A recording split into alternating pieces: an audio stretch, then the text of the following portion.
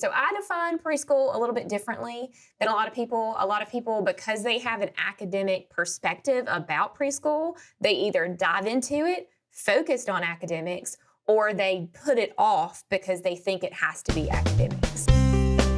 Hey everyone, this is Yvette Hampton. Welcome back to the Schoolhouse Rocked podcast. I am so glad you are with me today. I hope you're having a great day. Whatever it is that you're doing, maybe you're doing laundry or dishes, or maybe you're still laying in bed and thinking about the fact that maybe you don't want to even get out of bed today because you're nice and cozy in your comfortable blankets.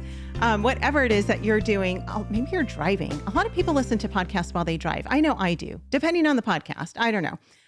Usually my kids are with me in the car, so it depends on what I'm listening to, but I love that. And so if you are listening with your kids, hi to your kids. I'm glad that they're listening in as well.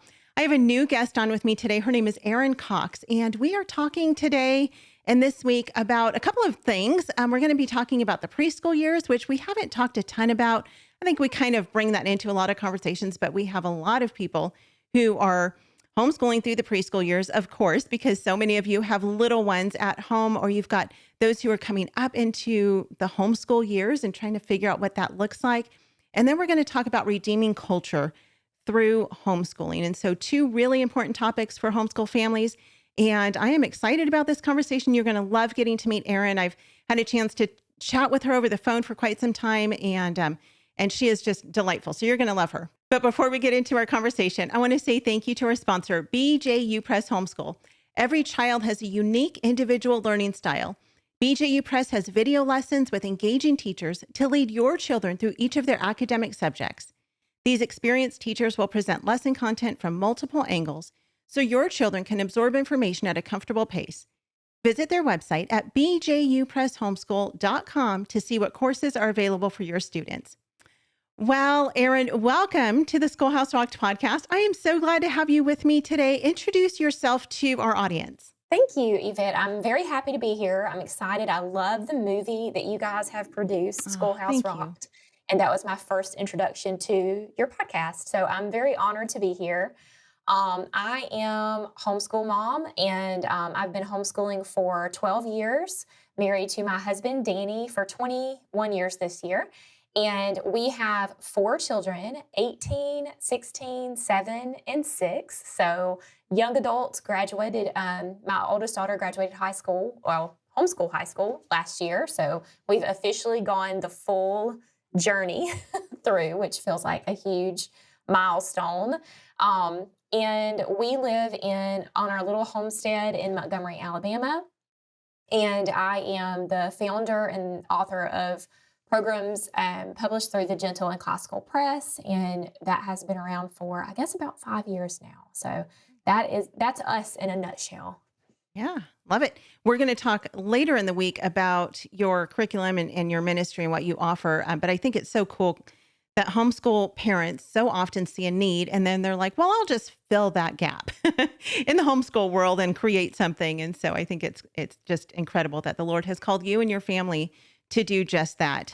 So we will talk more about that. But before we get into that, I want to talk about the preschool years. And I know this is something that you're super passionate about.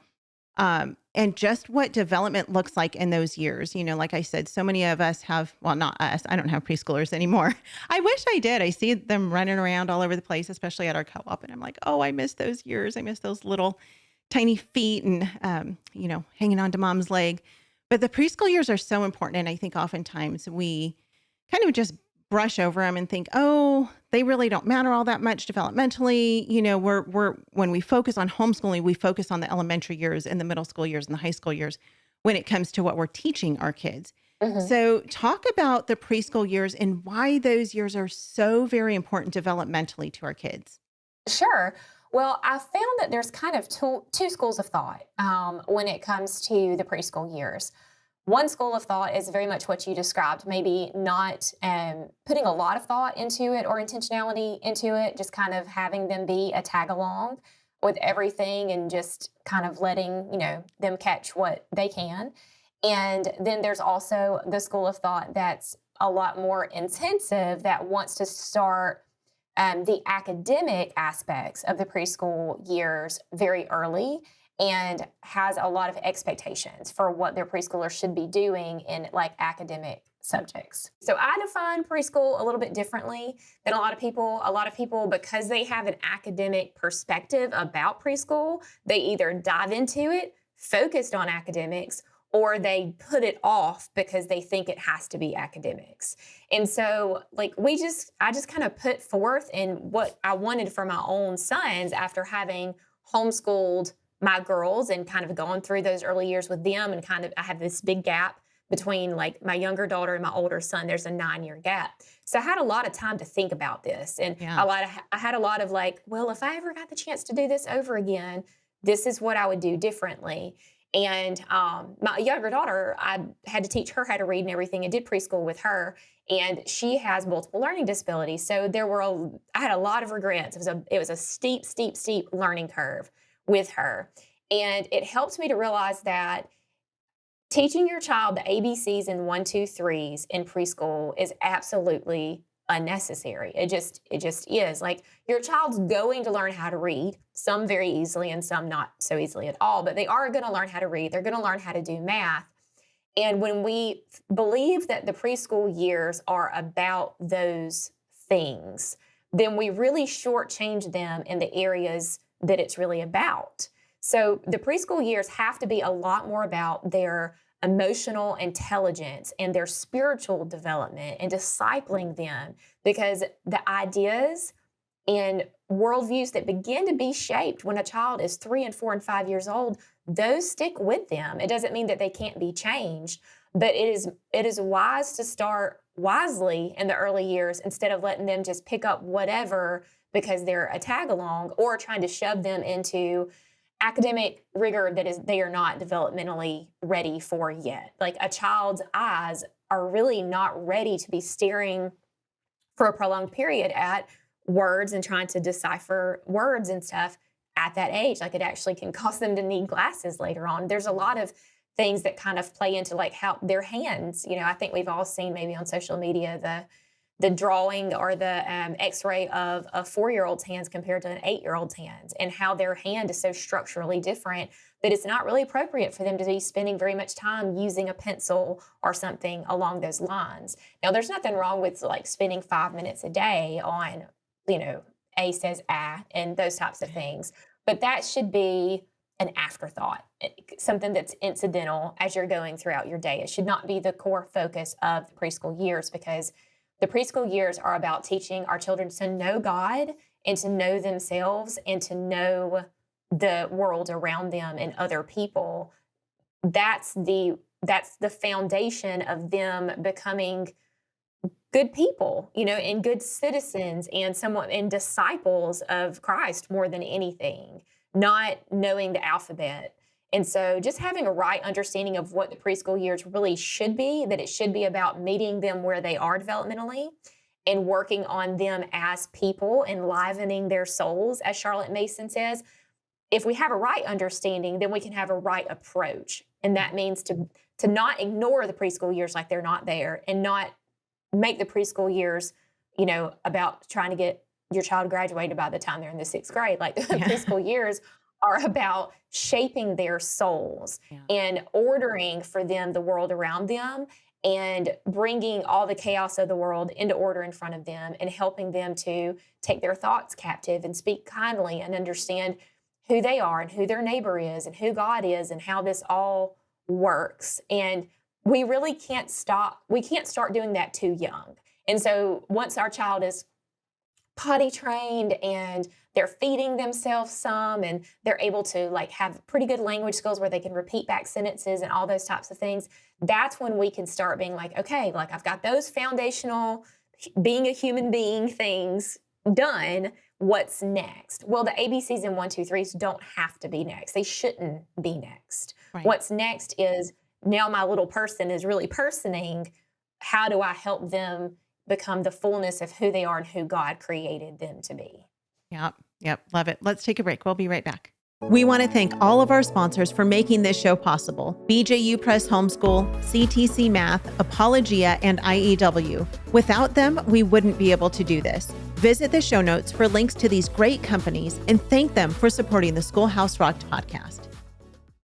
We are back with Erin.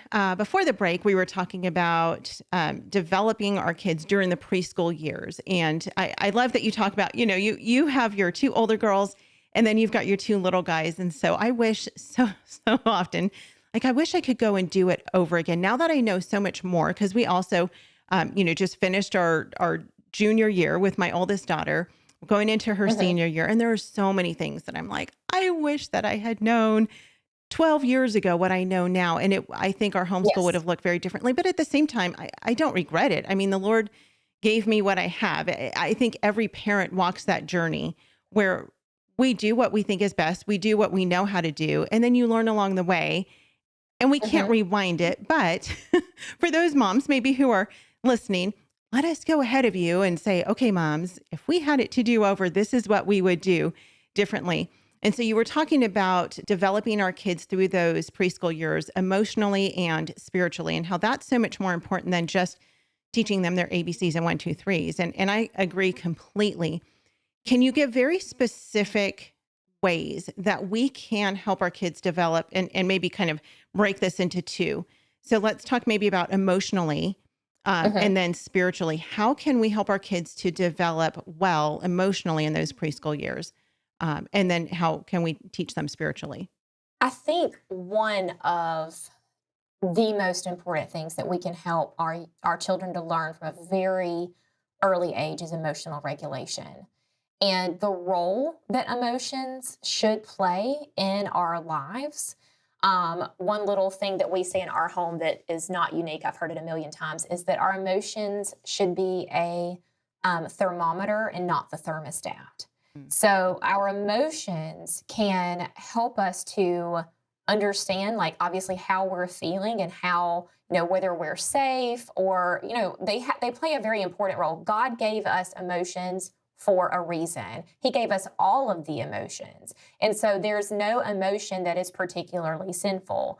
But what is a problem is when those are like corrupted by our flesh and they rule over us. And so helping our children in a variety of ways, like listening to our children express how they're feeling in a way that's respectful of their feelings, and then mirroring that back to them using emotionally intelligent language, like your child, falling out in the floor because you've turned off Bluey or whatever.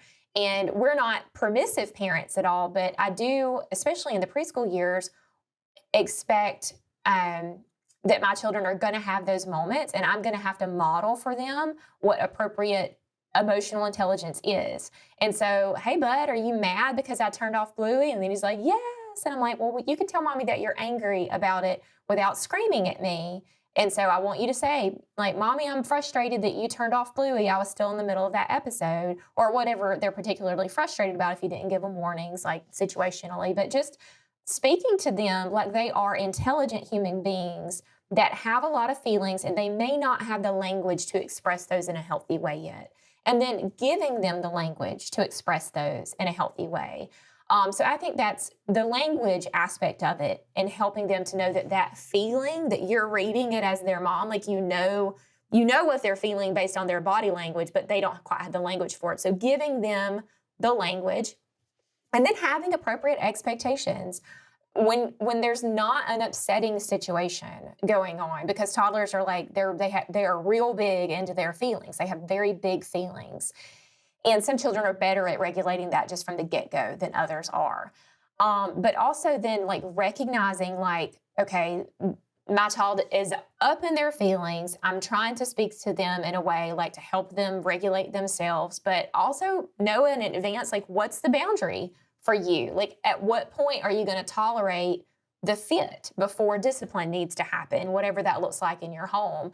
So just being emotionally centered, honoring their emotions, giving them the language to express their emotions, but also having boundaries about how they are allowed to express their emotions. I think sometimes we can get sucked into the idea of, like, my child has emotions and I want to honor those and give them language for those emotions, but then not also requiring that they begin to regulate those emotions from a young age. And it's a muscle. That's how I describe, self-control to my boys, and attention and all these different things. They're all muscles. And every time we give into, and our Charlotte Mason talks about our will being, what you would describe as a strong-willed child, because they just have to have their way, is actually a weak will. So your will is a muscle as well. And needing to help them learn that they can control how they react to the feelings, teaching them coping mechanisms, teaching them to honor other people's boundaries when it comes to, physical safety, or even the words that we're using that could hurt another person because we're upset or we're mad or we're disappointed or any of those things. And just going through life with emotional intelligence as a priority in your home, understanding that being ruled over by our emotions and letting our child's emotional state determine the entire atmosphere of our home is unbiblical. So that it has to be a balance between those two extremes. It's not about our children's emotions not mattering, but Right. it's also not only about their emotions, because everybody is a home and it's a family, and everybody's, feelings matter. So Yeah. that's with the emotional type thing. And through the way we do it a lot is we have definitions for a lot of things. We have definitions for important virtues like patience and self-control and attentiveness and kindness. And so, when your 3-year-old wants to watch more Bluey, you used your 30 minutes of TV time today, and you'll get 30 more minutes tomorrow. And so we have to be patient. What does it mean to be patient? And then they'll cry and they'll be like, it means to put off for later what I want right now. And I'm like, that's right, buddy. And you can put off for later what you want right now. Sometimes we have to do that. And so it just gives them language for understanding what is expected of them. Because you can say to a 3-year-old, you have to be patient. Well, what does that mean? Right.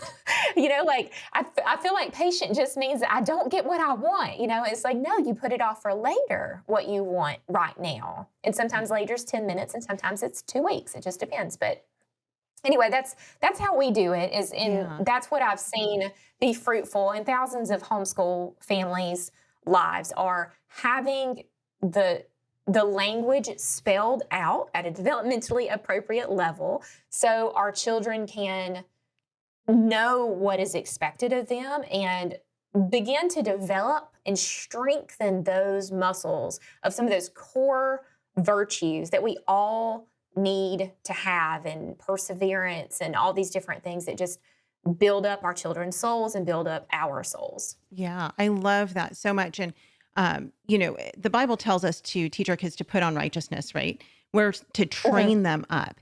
And I think it's so important for us to teach our kids, like you said, give them the language to use, because if we don't teach them how to respond and how to react, or even what to say in certain situations, we expect that they know. We just say to our kids so often, just behave, be good, do the right thing. And they're like, but I haven't been taught how to do the right thing. I don't know what to do.